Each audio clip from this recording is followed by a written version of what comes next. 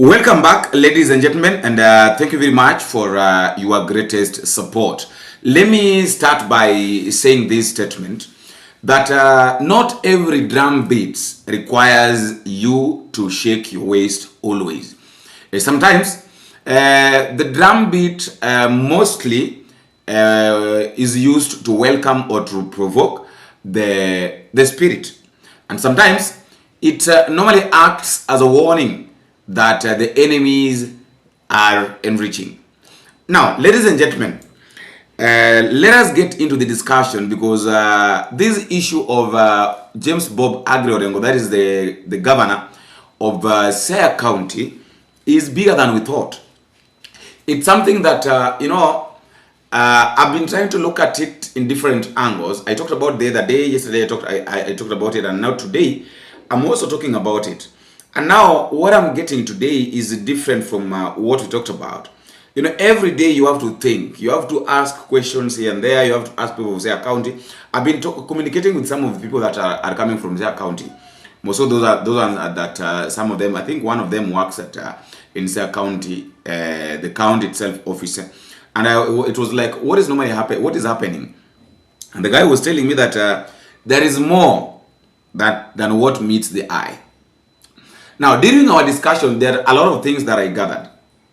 Number one thing that I gathered is that the problem between Bob Aggrey Orengo, together with the people of Siaya County and even with the senator, did not start now. That problem started long time ago. Why? What was the cause? This is the cause. Oburu Odinga, being the senator of Siaya County, of course, he wanted all the tenders to pass through him. Back then, Colonel Rasanga, that is the former governor of Siaya County, was Oburu Odinga's puppet. Like anything that Oburu Odinga wanted, that is exactly what Colonel Rasanga was doing. But now, we are in a situation whereby Siaya County is being led by Orengo, who refused to act as Oburu Odinga's puppet. Like he blocked all the ways, all the corridors, and all the corners of Senator Oburu Odinga getting the tenders money of Siaya County. So that is where the problem started. In fact, the problem did not even start during the time that Orengo started supporting the broad-based government. No. Hii kitu ilianza kwa hii vita ilianza kwa nyumba. Kabla itoke nje, it all started in the house. That is where it started. So this one of Oburu Odinga fighting Orengo because of the that one is just a cover up. That one is just a cover up. Now, why is it that Orengo was poisoned? Now we are getting into the point of the reasons why Orengo was poisoned. We just talked about it, ongelea tu kidogo just the other day, when one of the guys leaked that Orengo was poisoned. Now, why was he poisoned? We have to ask ourselves those questions. That why was Orengo poisoned? Number one, I've told you that it is because of the bad relationship between him and Oburu Odinga. And imagine, all these things are happening, Raila hajazungumzia. And Raila Odinga together with Orengo, I think they have been very close friends. In fact, Orengo amesserved kama Raila's lawyer for a very long time. In fact, Orengo amesserved kama lawyer wa ODM for a very long time. So I don't know what happened. Now, we all know Charles. Is it Charles Owino? Yeah. It's Charles Owino, if I'm not wrong. Yeah, Charles Owino. This guy that who was the spokesman, the police spokesperson, the Regional Police Service spokesperson, when the retired. Huyu mwenye anaendaga kwa Citizen TV ana support Mara's the extrajudicial killing, a lot of things. Charles Owino.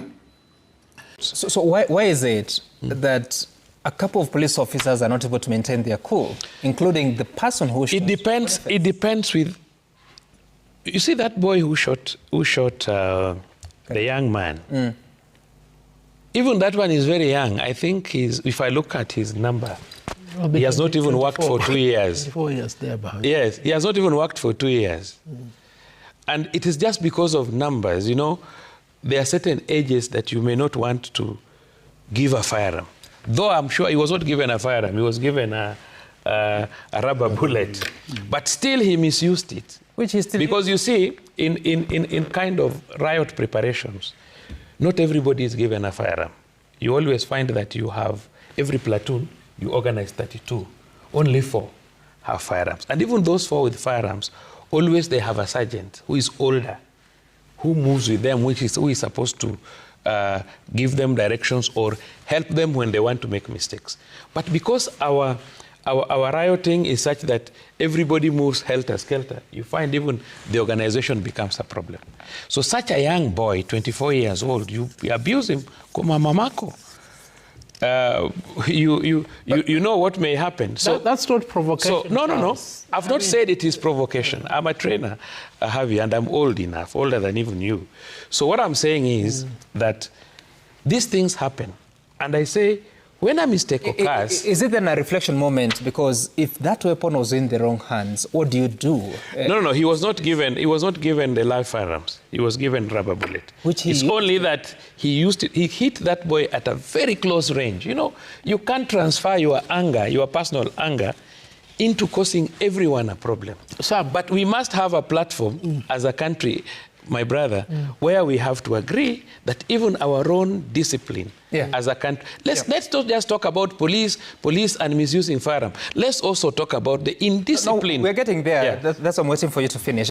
Charles Owino wants to become the governor of Siaya County in 2027, being supported by the broad-based government.